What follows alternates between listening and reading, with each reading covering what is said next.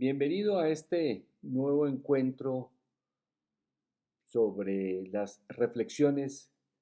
que hemos iniciado acerca de la historia, comenzando por esos grandes rasgos de la historia que marcan los 150 siglos desde la revolución de la agricultura hace 15.000 años.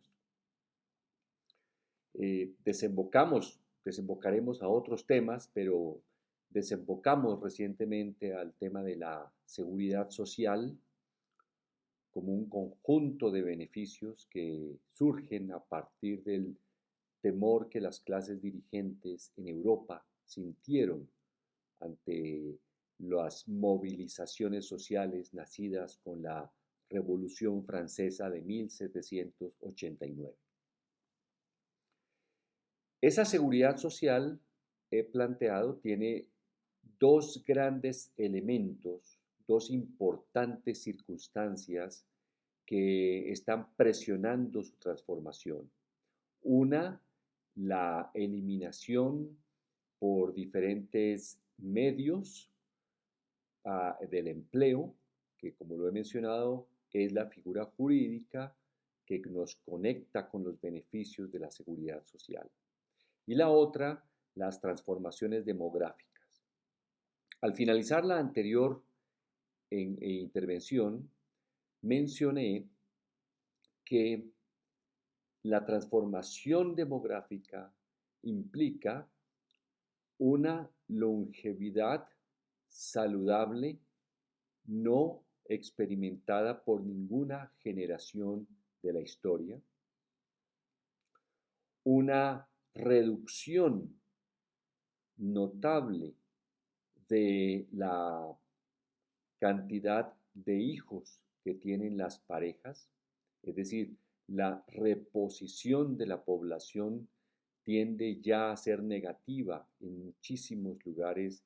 del mundo, especialmente en Europa, en Japón, eh, en América Latina ya se está observando. En esencia, estamos frente a un panorama del resto del siglo XXI y comienzos del siglo XXII en el que las poblaciones van a tener una inmensa proporción de personas mayores de 65 años, con pocos jóvenes trabajando, es decir, pagando impuestos para mantener los altísimos costos que significa las poblaciones mayores en términos de salud, puesto que la tecnología seguirá produciendo eh,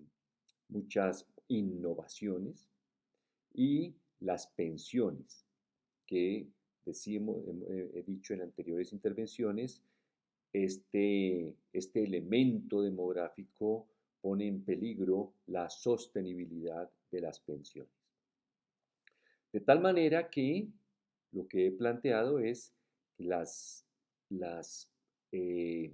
generaciones nuevas, y habíamos puesto el caso de los que nacen en el año 2000, los que nacieron en el año 2000, son personas que van a vivir fácilmente hasta los 90 años con buena salud y siendo productivas. Además van a querer verse bien, van a querer tener bienestar. Este término bienestar, que ya lo hemos mencionado, significa que las personas no van a querer recibir los beneficios que signifiquen su bienestar exclusivamente de los médicos, tal como se sigue enseñando la medicina, porque la medicina infortunadamente no se ha adaptado a las necesidades conscientes de bienestar de las poblaciones jóvenes. La medicina sigue formando las facultades de medicina, especialmente en Occidente, la que yo conozco, siguen formando médicos para ser unos grandes consumidores de tecnología, lo cual, por un lado, afecta las mismas finanzas de los sistemas de salud y por el otro lado no responde a las necesidades de las parejas y de las personas jóvenes que trabajan y viven. Entonces, lo que tenemos es un despertar de las poblaciones jóvenes en torno al deseo de estar bien. Y este es quizá el elemento que, que, mm, que se opone o que contrarresta mejor esa disolución de la seguridad social tal como la conocemos. Pienso que los jóvenes, eh, así sea de una manera inconsciente, conocen muy bien que los líderes políticos de sus sociedades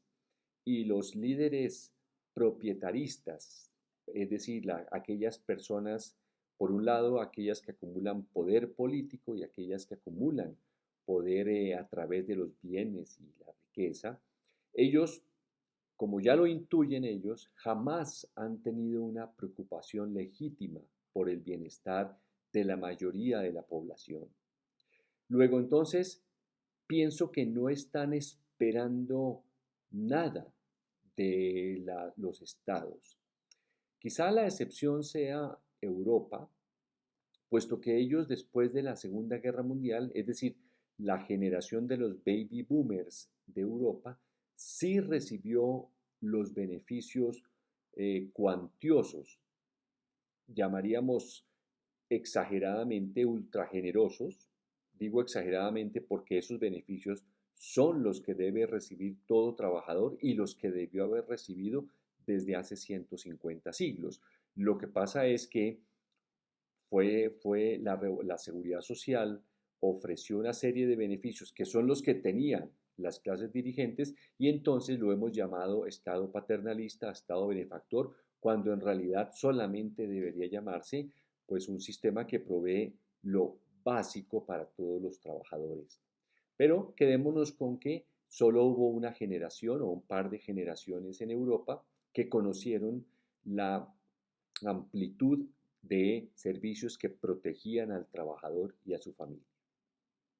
En América Latina, pues es difícil imaginar que alguien extrañe lo que nunca ha recibido, es decir, qué puede esperar un campesino, las poblaciones pobres que, como usted sabe, tan fácilmente llegaron a cercanas al 50% de las poblaciones de los países en América Latina con la pandemia. Quiere decir que las reducciones de la pobreza en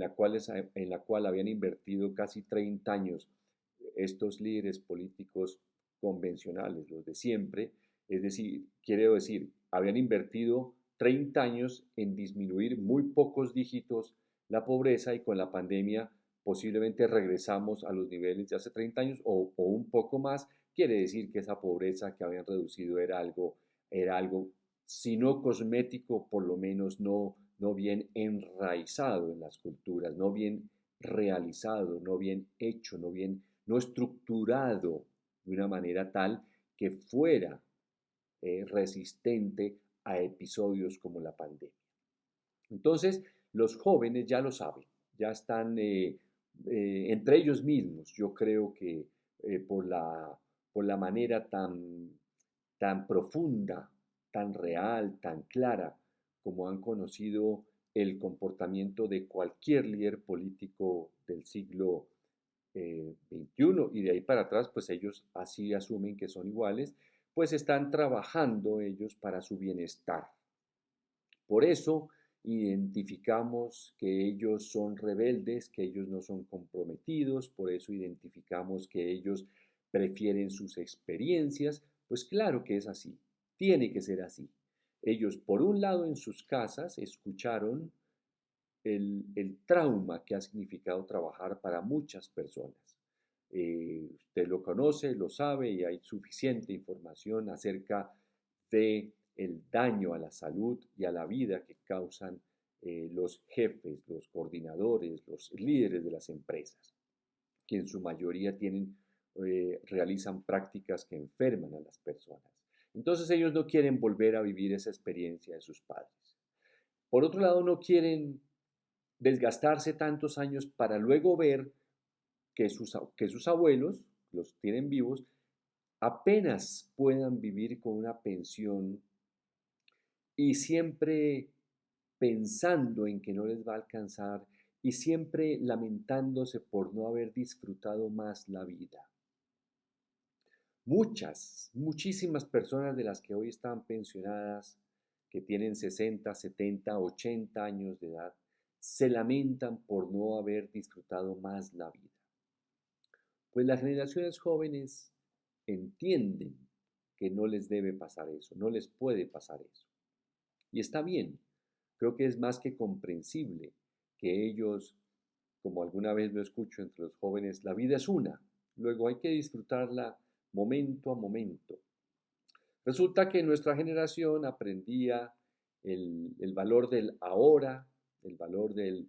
presente, pero no lo practicábamos. Ellos posiblemente han leído mucho menos en sentido de los libros tradicionales. Eso no quiere decir que no aprendan tanto como nosotros, aprenden quizá muchísimo más, por eso son la generación más culta. Constantemente están aprendiendo, como decía yo en la intervención anterior, no nos imaginamos cómo va a ser dentro de 40 años, por ejemplo, YouTube, si es que existe YouTube todavía o las versiones de YouTube que sigan adelante. Es decir, el Internet de alguna manera está apenas comenzando a ser la nueva fuente de información, de educación, de conocimiento para las personas. Las universidades tímidamente lo están comenzando a valorar. Yo pienso que las universidades, algunas o la mayoría, no van a tener tiempo de adaptarse a estos cambios, posiblemente se vuelvan obsoletas y solamente continúen vendiendo unos diplomas que cada vez tendrán menos valor para ingresar a la fuerza laboral. Luego, el bienestar de las personas continúa siendo el eje sobre el cual giramos. La diferencia es que antes lo identificábamos con ir al médico, tomar unos medicamentos y vivir una vida lineal. Trabajo, pensión y visitar a los nietos. Todo esto precedido por la educación. Hoy bienestar quiere decir estar bien en el presente, ir al gimnasio, comer bien, ojalá en lo posible no tener que ir al médico, no tener que consumir medicamentos y en caso de tener que tomarlos, consumirlos por muy poco tiempo. Este es el bienestar, es el que va a cubrir esas dos etapas de la vida productivas que mencionaba en la anterior intervención. Las dos etapas productivas de la vida, que son la primera bastante similar a la nuestra, pero la segunda va a ser aquella en la que las personas van a trabajar, sí, pero dependiendo de un patrimonio que construyeron en la primera etapa de su vida productiva. Eso va a ser fundamental, porque a los 70 años o tener que trabajar a los 70 años para ir al mercado o pagar un arriendo no es lo que desean los jóvenes y no es lo que les deseamos nosotros, las generaciones que hoy estamos viéndolos crecer a ellos y brillar. Lo que nosotros queremos es que ellos construyan en su primera etapa productiva un patrimonio, que aprendan a invertir sus ahorros, que aprendan a hacer crecer sus ahorros, que aprendan incluso a diseñar proyectos para la segunda etapa productiva de la vida que comenzará después de los 65 años, para que justamente de los 65 a los 80 o 90 o 100, ese patrimonio que ellos tienen sea